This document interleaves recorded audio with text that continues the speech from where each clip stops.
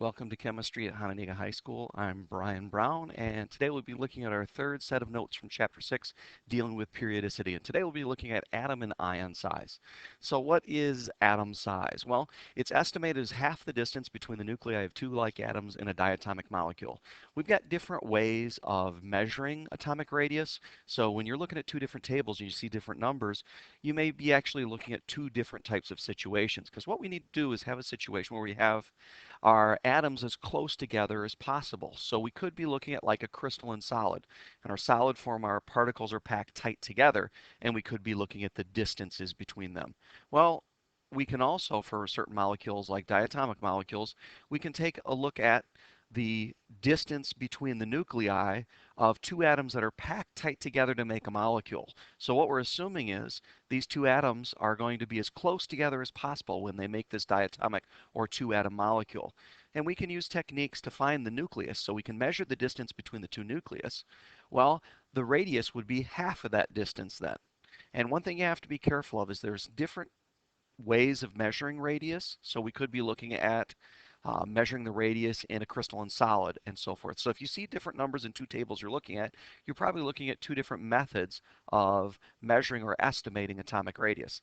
Now, if we know what the radius of the atom is, you need to remember that the larger the radius, the larger the overall element is going to be. So when we look at different trends of sizes of atoms, this is a picture of our periodic table showing relative sizes of atoms. And you'll notice there's some definite patterns throughout most of the periodic table with size. So what was happening in our group trends? Remember, group is up and down. Well, they were getting larger as you went down very, very consistently. So why is it that atoms get bigger when you go down a family? Well, remember we have an increase in the number of energy levels. We have more shells. So as we go from one period to the next, to the next, to the next, which is what is happening when we're going down any group on the periodic table or any column, we're adding an energy level. And remember, the higher the energy level, the farther you are from the nucleus. So as atoms increase in number of energy levels, they're going to, as a natural consequence, become larger. Now, you might think, well, wait a second, the nucleus is getting very strong when it goes down. Wouldn't that pull in the electrons? Well, besides shells, remember, we also had shielding that was increasing as we go down. And fundamentally, an easy way to look at this as, yes, the nucleus is getting significantly stronger as you go down, but so is the shielding effect. We're adding many interlevel electrons that will decrease the effectiveness of that nucleus. So when we really look at those two things together, they're a wash. So while the nucleus gets stronger, shielding diminishes the strength of that nucleus. So overall, we're left with the fact that those things are a wash. Well, what's left? We have more energy levels as we go down. And remember, we'd said yesterday, every single trend down is always going to be about increasing energy levels. Now, our period trends, what's happening when we go across a row on the periodic table? Well, the size was getting smaller as you went to the right. And that doesn't make sense on the surface because if you think about it, as we go to the right, we're adding electrons. So we're adding electrons and the atom is getting smaller. And that really doesn't make sense until you remember, well, we're also adding protons. So as we go to the right, while we're adding electron, we're also adding a proton. And the big issue here is that nuclear strength increases unchecked when you go to the right because shells and shielding are constant. So the electrons that we're adding aren't really doing much to increase any shielding. We're not adding to a higher energy level, so that's not going to make us further to the nucleus. So the nucleus is getting stronger and stronger and stronger, and it's not diminished by shells and shielding. So what happens is, as it becomes stronger, it literally pulls in those electrons, and our overall size decreases. So as nuclear strength increases unchecked across, the nucleus is going to pull in those outer level electrons, and our atom does indeed get smaller. So our trends in atomic size decreases as you go to the right, increases as you go down. Now, let's practice that. So let's take a look at a couple of different situations that might pop up on the test. And there's really three different situations you need to be able to handle. Now, the first is like when we have lithium and potassium. So you need to get a periodic table. So if you don't have a periodic table in front of you, pause the tape right now and get to where you can see a periodic table. Because you need to ask yourself, are these two elements in the same row? Are they two elements in the same column? Or is it a third situation? Well, in this case, lithium and potassium are both alkali metals, so they're in the first column on the periodic table. So if it's a column trend, remember that's a group trend situation.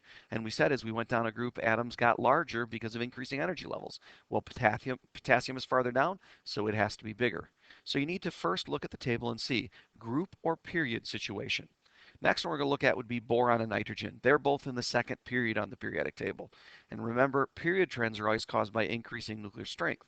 As you go to the right, the nucleus gets stronger and it pulls in electrons, making the atom smaller. So nitrogen, which is further to the right, has to be smaller, which would mean boron has to be a bigger atom.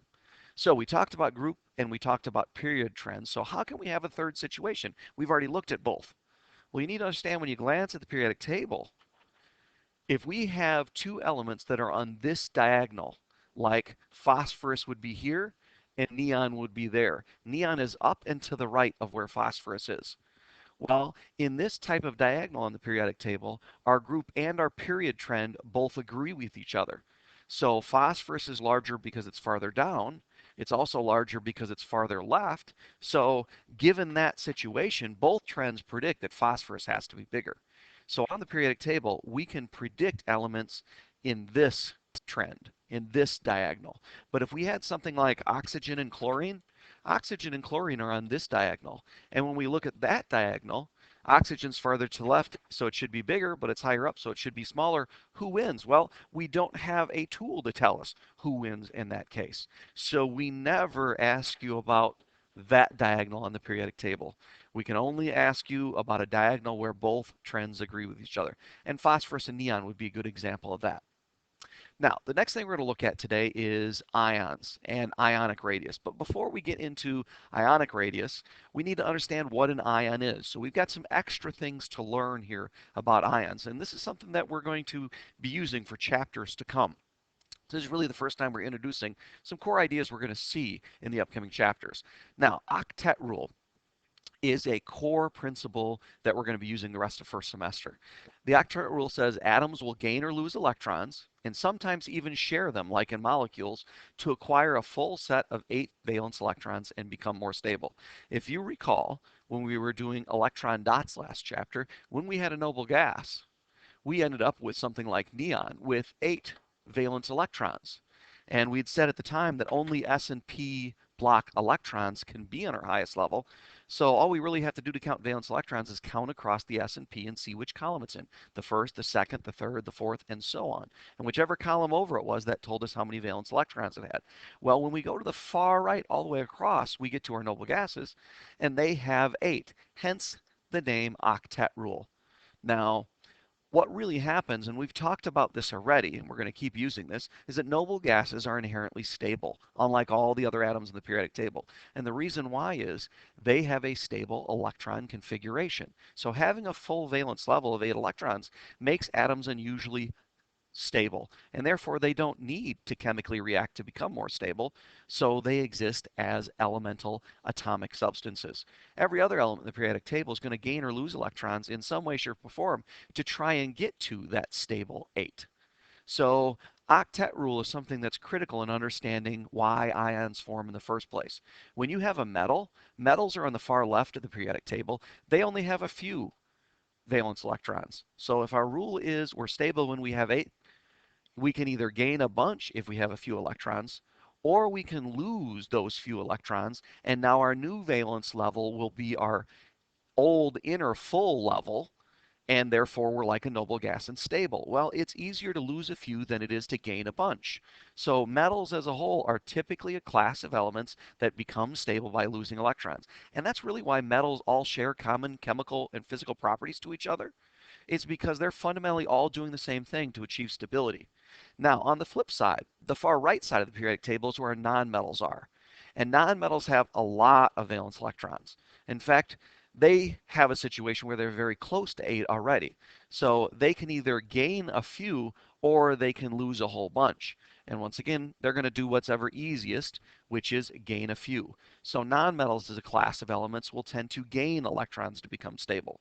So when we talk about the formation of ions, what we're really looking at is what metals and nonmetals are doing to achieve stability.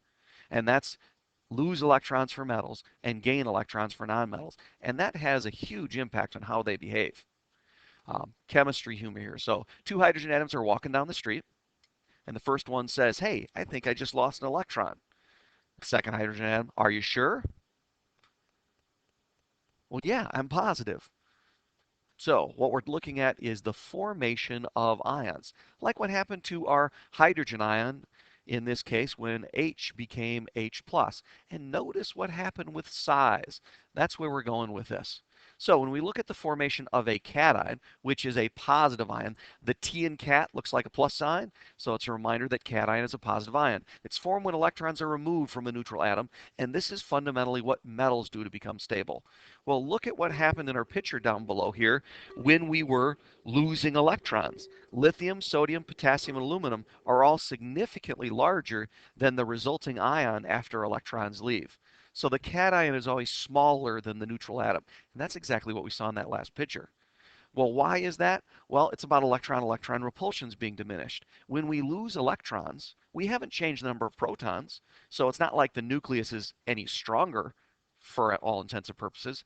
But what we have done is we've minimized electron-electron repulsions. If we're adding electrons and they're repelling each other, things are going to swell. So when removing electrons occur, those electron repulsions are diminished, and the nucleus is going to have a stronger pull on the remaining electrons, decreasing the size.